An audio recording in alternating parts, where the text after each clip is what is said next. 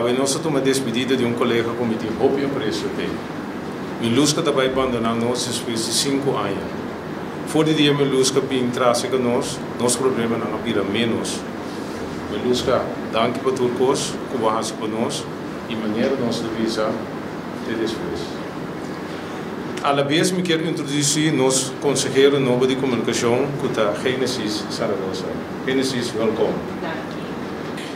Miluska lo nota Miluska se me não dirigiu palavra no bolso, me vai ter nele cortico, chamando cada de bolso mais danke para a temporada que nós estamos tendo 5 anos maneira Rosales visa net.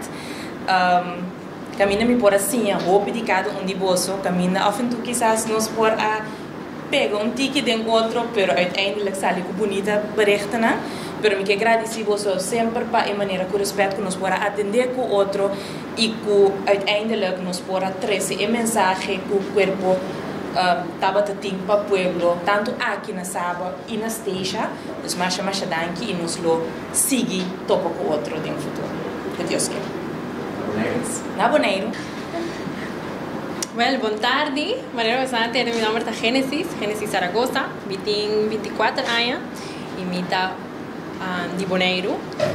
5 anos passados, eu fui a Holanda para me estudar e me estudei comunicação internacional e me está contente de estar back.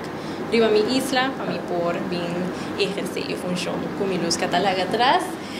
Me tenho grote schoenen te vullen, pero me está ook contente de a oportunidade para mim por exercer função aqui de corpo, Boneiro, Saba e Esteja e com o apoio de Carolyn, que estava junto comigo durante o processo aqui.